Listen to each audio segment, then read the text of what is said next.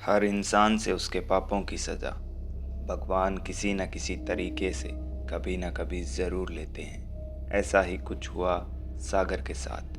सागर जब 6 साल का था तभी उसके पापा संजय पूरे परिवार के साथ यहाँ शहर आ गए और आज सागर 22 साल का हो चुका है। शहर आने के बाद एक बार भी सागर ने फिर से अपना गांव नहीं देखा है। जब कभी वो अपने परिवार वालों के सामने गांव के उस घर के बारे में कोई बात करता है तो उसे डरा धमकाकर चुप करा दिया जाता है। लेकिन अब सागर की छुट्टियां चल रही थी और उसके कहीं घूमने जाने का प्लान भी काफ़ी दिनों से तैयार था। और अपने प्लान के मुताबिक सागर अपने घर से तो कुछ और बोल कर निकला, लेकिन गया अपने गांव में। बस स्टैंड के नाम पर सिर्फ एक बड़ा सा पीपल का पेड़ था जहां बस ने सागर को छोड़ा। बस से उतरकर सागर को अपने घर पर जाना था। गांव की गलियां सागर की 16 साल पहले की धुंधली यादों को साफ कर रही थी, लेकिन सागर को अपने घर तक का रास्ता मालूम नहीं था। तो शाम की उस सुहानी पहर में एक छोटी सी झोपड़ी के सामने बैठा एक बूढ़ा आदमी सागर को दिखाई दिया। सागर ने जाकर उस बूढ़े आदमी से संजय मल्होत्रा का घर पूछा। उस बूढ़े आदमी ने दाईं ओर सीधे जाने का इशारा किया।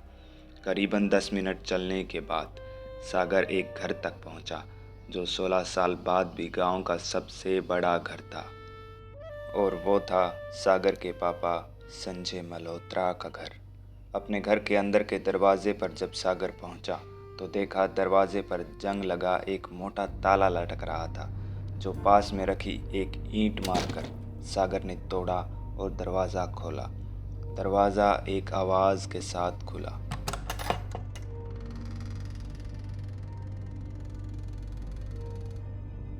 अंदर जाकर देखा तो पूरा घर धूल से ढका हुआ था। सीढ़ियों से होकर सागर ऊपर गया, जहां एक कमरे का दरवाज़ा ज़रा सा खुला था। सागर ने जाकर दरवाज़ा पूरा खोला और अंदर जाकर देखा तो सागर को हैरानी हुई, क्योंकि पूरा घर जहां सिर्फ और सिर्फ धूल मिट्टी से भरा पड़ा था, वहीं ये कमरा बिल्कुल साफ सुथरा, मानो कुछ ही दिन पहले यहाँ सफाई हुई हो। सागर ने सोचा शायद खिड़की से गांव का कोई इंसान यहाँ ज़रूर आता है। यही सोचकर सागर उस कमरे की दीवार से सटे एक बेड पर अपना बैग रखता है। वैसे तो पढ़ा लिखा सागर ये बात बखूबी जानता था कि कुछ दवाइयाँ या केमिकल नर्क का दरवाज़ा होती हैं, लेकिन फिर भी सागर ऐसी दवाइयों का आदी था।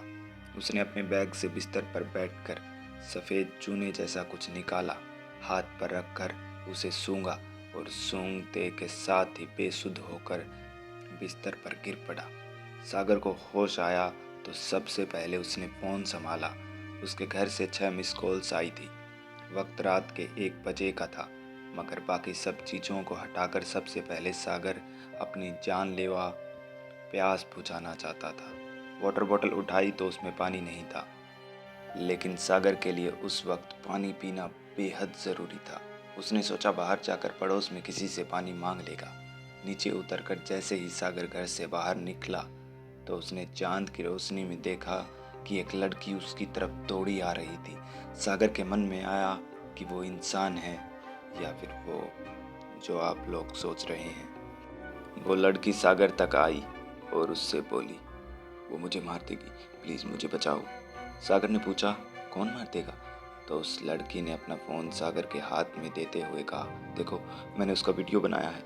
सागर ने वीडियो प्ले किया, जिसमें केवल 2 चमकती आंखें दिखाई दे रही थी और धीरे धीरे वो आंखें एक चेहरे का आकार ले रही थी, जो चेहरा सागर के पास खड़ी उस लड़की से हूबहू मिल रहा था। सागर ने फ़ोन से नज़रें हटाकर उस लड़की की तरफ गर्दन घुमाई तो अब वहाँ कोई नहीं था, लेकिन वो फ़ोन अभी भी सागर के हाथ में था और उसके पैरों में एक पानी की बोतल पड़ी थी। सागर ने बोतल उठाई, पानी पिया और दरवाज़ा बंद करके वापस सीढ़ियों की ओर चला तो उसे अपने साथ किसी और की भी तेज सांसों की आवाज़ सुनाई दे रही थी। इधर उधर देखता सागर वापस ऊपर वाले कमरे में पहुंचा, दरवाज़ा बंद किया और जैसे ही दरवाज़ा बंद करके पलटा तो उसकी आंखें फटी की फटी रह गई, क्योंकि जिस दीवार से लगे बेड पर अभी कुछ देर पहले सागर बेसुध पड़ा था, उसी दीवार पर अब लाल रंग से लिखा था, मौत, मौत, मौत।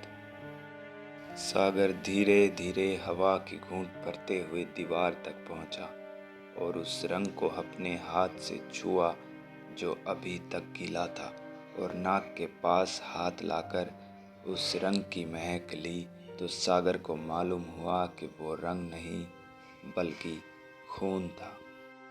सागर का डर के मारे हलक सूख चुका था। उसने पानी की बोतल का ढक्कन खोला और पानी की एक घूंट भरी। पानी मुंह में लेते ही सागर ने एकदम से पानी थूक दिया और फिर बोतल को आंखों के सामने लाकर देखा तो उस बोतल में पानी नहीं बल्कि खून था, और सागर एक खून की घूंट भर चुका था। सागर ने तुरंत अपना सारा सामान बैग में डाला वहां से निकलने के लिए, और बैग लेकर दरवाजे की तरफ चला और 4 कदम चलकर ही रुक गया, क्योंकि सामने कोई दरवाज़ा नहीं था। चारों तरफ नज़र घुमाई तो पाया पूरे कमरे में न कोई दरवाज़ा और न ही कोई खिड़की थी। चारों तरफ सिर्फ और सिर्फ दीवारें थी, और हर दीवार पर लिखा था, मौत, मौत, मौत। सागर जोर जोर से चिल्लाने लगा, कोई निकालो मुझे यहाँ से बाहर, कोई है, प्लीज निकालो मुझे यहाँ से। चिल्लाते चिल्लाते सागर के चेहरे पर उम्मीद की एक किरण जागी। उसने जेब से फ़ोन निकाला और अपने पापा को फ़ोन लगाया, लेकिन फ़ोन उठते के साथ ही सामने से संजय मल्होत्रा की आवाज़ की जगह एक और आवाज़ आई, ओ शंपा भाई तो शंपा, गांव के घर में क्या हुआ? 100 रुपए की घड़ी चुराई, 8 अन्नी की कुल्फी खाई, अब तो बाबा सागर ने को फ़ोन मरना कान से पड़ेगा। हटाया तो उसे मालूम पड़ा कि वो आवाज़ फ़ोन से नहीं ओ बल्कि उसके शंपा पीछे से आ भाई रही तो थी। शंपा, धीरे धीरे सागर गांव के पीछे घर की तरफ में पलटा क्या तो हुआ? पीछे उस बेड पर एक 10-12 साल की लड़की सागर की तरफ पीट करके बैठी थी, जिसकी कमर पर लंबे लंबे नाखूनों से नोचे जाने के निशान थे। सागर बड़ा ही कमज़ोर दिल का इंसान था, और ये सब देख सागर बेहोश होकर गिर पड़ा। सागर को होश आया तो एक बार फिर सागर के मन में लाखों सवाल उमड़े, क्योंकि जिस कमरे में अभी तक सागर के बेहोश होने से पहले केवल दीवारें थी, अब उसी कमरे में एक दरवाज़ा भी था, और पूरा कमरा रंग बिरंगी लाइटों से और कालीनों से सजा हुआ था। सागर ने दीवार से लगे उसी बेड की तरफ देखा तो उस पर वो 10-12 साल की बच्ची करवट लेकर पेट में घुटने दबाकर सागर की तरफ चेहरा करके लेटी थी। उसके हाथ बंधे हुए थे। सागर ने उसे गौर से देखा, उसकी आंखें बंद थी। सागर धीरे धीरे उस लड़की के ज़रा करीब पहुंचा, उसके चेहरे के सामने बिस्तर से नीचे बैठा, और तभी उस लड़की ने अपनी आंखें खोली। उसकी आंखों में पुतलियां नहीं थी। उसकी ऐसे आंखें देख सागर का खून ठंडा पड़ गया।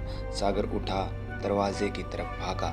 जैसे ही दरवाज़ा खोलने को हुआ, उससे पहले ही दरवाज़ा बाहर से किसी ने खोला, और दरवाज़ा खुलते ही किसी ने सागर को सामने धक्का दिया और सागर कमरे के बीचों बीच जाकर गिरा। सागर ने खुद को संभाल कर सामने देखा तो लाल साड़ी में एक औरत सागर के सामने खड़ी उसे गुस्से भरी नज़रों से देख रही थी। सागर डर के मारे कांपता कांपता खड़ा हुआ। वो औरत धीरे धीरे सागर तक आई और उसका गला अपने दोनों हाथों से दबाने लगी। तुझे मरना होगा सागर, तुझे मरना होगा, तू मरेगा तभी तेरा और बाप तभी संजय सागर की कमर से जहाँ लेकर आएगा। उसके पेट तक एक हाथ आर पार हो गया। सागर नीचे गिर गया और अपनी जिंदगी के आखिरी पलों में 4 औरतों को सागर ने अपनी बंद होती आंखों से जोर जोर से रोते देखा।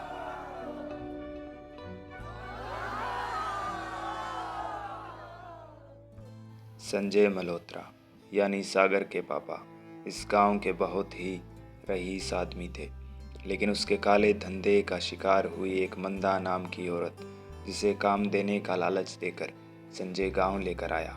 लेकिन संजय ने मंदा की तो जान नरक में धकेली ही, बल्कि उसकी 12 साल की मासूम कली को भी दरिंदों के हवाले कर दिया। संजय ने उस बच्ची को अपने घर के ऊपर वाले कमरे में बांध कर रखा था, जिससे उस बच्ची की मौत हो गई और मंदा ने भी खुद को आग लगाकर अपनी जान दे दी और संजय सब कुछ छोड़ छाड़ कर शहर चला गया। सागर की मौत संजय को वापस बुलाने वाला रास्ता है और यही नियति है। अंत अस्ति प्रारंभ। मैं हूँ सैम और ये थी रेड स्केरी पॉडकास्ट में आज की कहानी।